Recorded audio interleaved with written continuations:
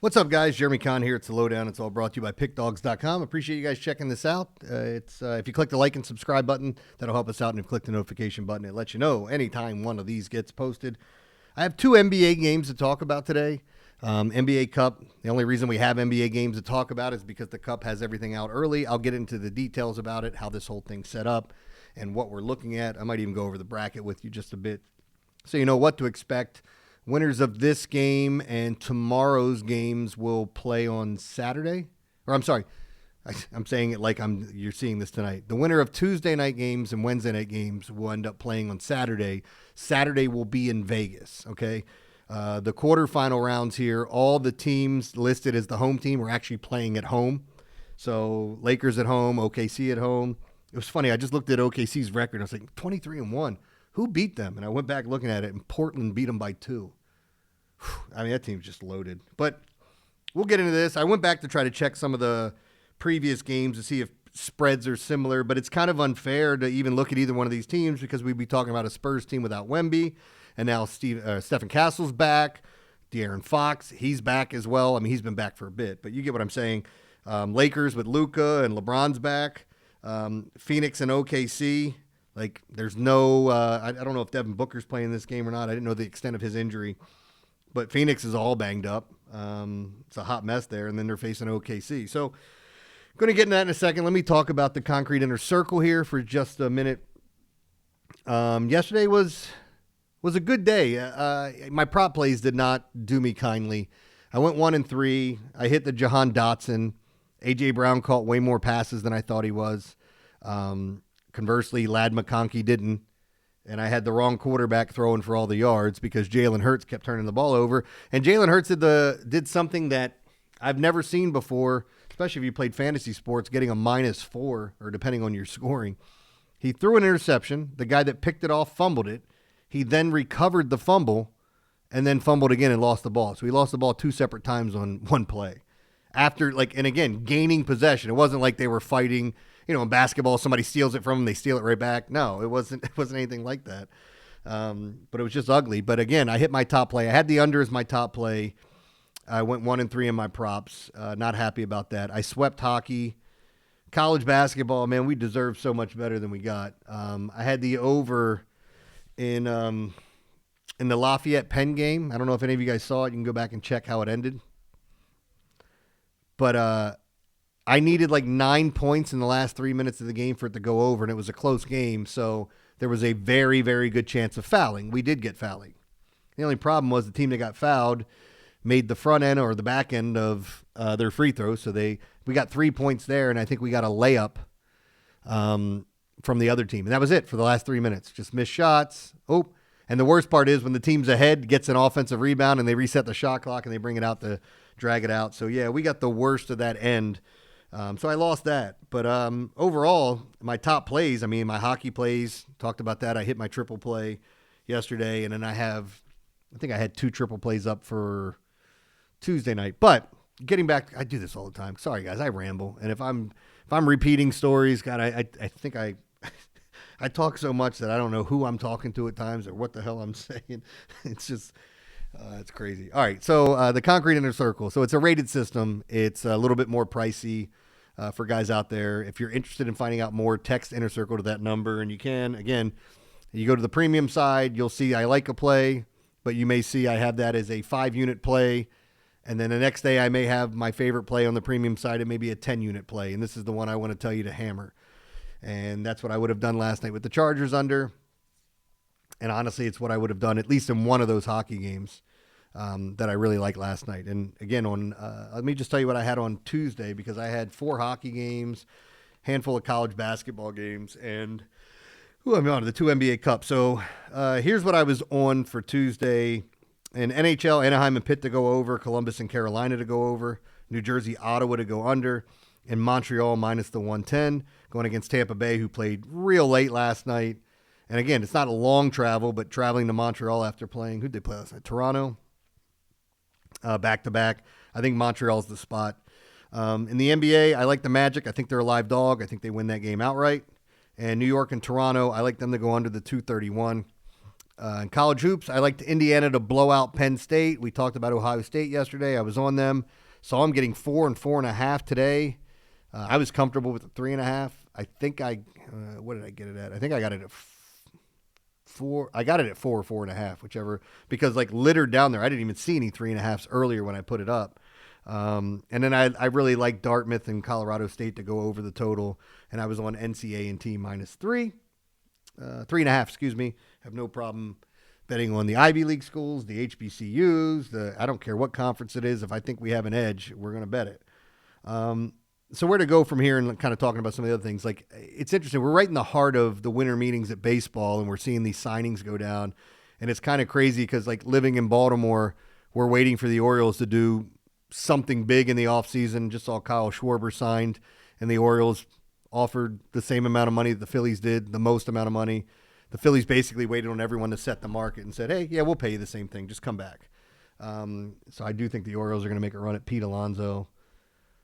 I just wonder how this whole thing plays out. And they're going to make a run at another starting pitcher, but there's a ton of names out there, and I like all of them. Like I was saying to the guys on my morning show today, if you thought about Kyle Schwarber, Pete Alonso, and Kyle Tucker, which one of those guys would you want on the team? And then on top of it, the pitchers that are out there. You know, we've heard Ranger Suarez. We've heard Framber Valdez, Zach Gallen. Who else? Whether you're trading for somebody. You know, like all these pitchers' names. Mike King is another one that's out there. I wouldn't have a problem getting any one of them to be in your rotation. I like the Mike King, Suarez, and Valdez better, but it's amazing. We'll see what it costs to get those guys, and I still think there's a bunch of trades going down. Because as soon as the Orioles sign another bat, they're trading someone, whether it's an outfielder like Dylan Beavers or Colton Cowser, who should have won Rookie of the Year 2 years ago, and he's got a lot of power, but he's been riding that roller coaster.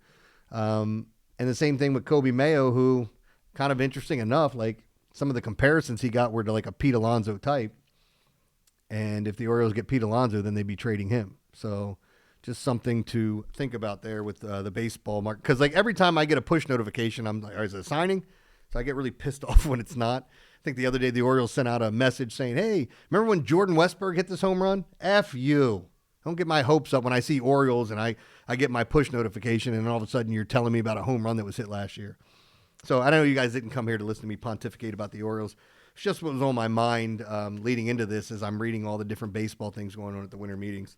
All right, let's get into these 2 NBA games and then I'll get the hell out of here. We have Spurs at the Lakers, as I said. So the way that they do this in the NBA Cup, they have 6 groups of, 4?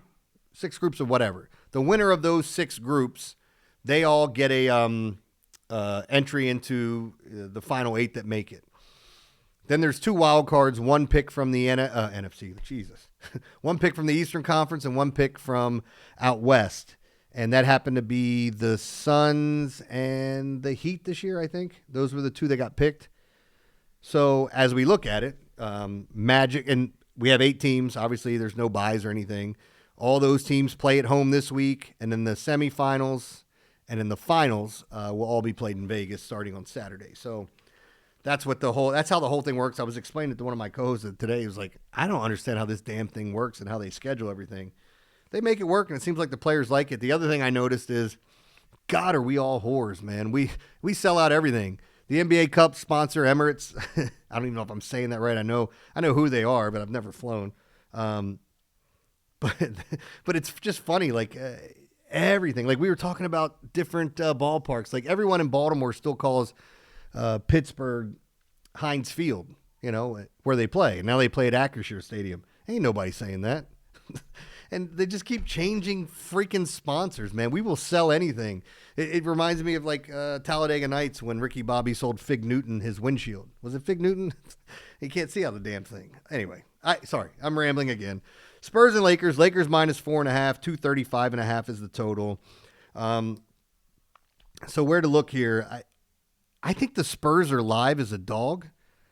It's weird, and I don't like handicapping like this when I feel like the Lakers should win this game and will win this game. But I ultimately believe the Spurs keep it close. And it's not like the Lakers have just been blowing out everybody. They've lost some close games. And I know, looking at some of the injuries, but getting back Castle, having De'Aaron Fox, having a nice core there, who's Dylan Harper's back. So you got all these pieces. I think the Spurs keep it close. My lean would be on them. And as I always say when we get to these playoffs, I'm not saying it necessarily for these games, but once you start to get the championship games and elimination games, more so in series, you see the totals come down. Like if you go, let's say we look at a championship game and we get, here, let me pull up the bracket. Let me just do this instead of doing it this way because I had the bracket already. All right, let's say we got the Lakers make a run and they face the Raptors in the finals. If you go back and look at the Lakers and Raptors games throughout the regular season, I'd be willing to bet you dollars to donuts that the total would be lower in this championship game than it would have been in any regular season game. And I know some people will say, well, yeah, obviously, I mean, game's more important.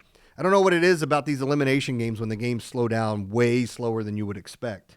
I was talking about it all last year, or even when I first started with Pickdawgz in the NBA Finals.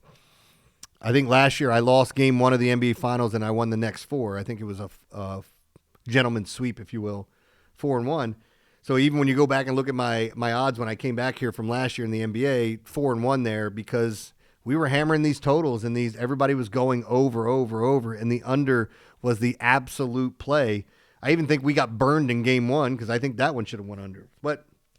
And I didn't bet the under blindly in all 5 games. That's not what I'm saying, but just something to think about there. So I do think the under would look interesting here, but these are two faster teams. I mean, the Spurs, look, you got De'Aaron Fox, and we know what Luka's capable of doing. I still say take the Spurs plus the points. More of a lean than a play for me, just so you know. We'll get to the next game. Phoenix at OKC. OKC minus 15.5. 229.5 is the total. I did go back. These teams met earlier this year a couple of times, and total's right around that number. The last time they met, it went over. But again, I don't know that Book's playing. I'm going to have to go check and see. Like, it'll be something I check in the morning. There's nothing now that's going to tell me. I mean, there's something now that could tell you whether or not he is not playing. But I don't know if they released that information. So, anyway, in this game, I don't like telling you to take double-digit favorites, but OKC is going to hammer them. I mean, I think they win by 25-30 and coast, and then they move on to face the Lakers or Spurs on Saturday. Now, on the other side of it, Magic Heat, Raptors, Knicks. I like the Magic. I like the Knicks. I thought the Raptors could have been live there. But if we get Knicks Magic, I mean, how about we get Knicks Heat again? And Lakers OKC would be fun. But anyway, that's how the bracket shapes up.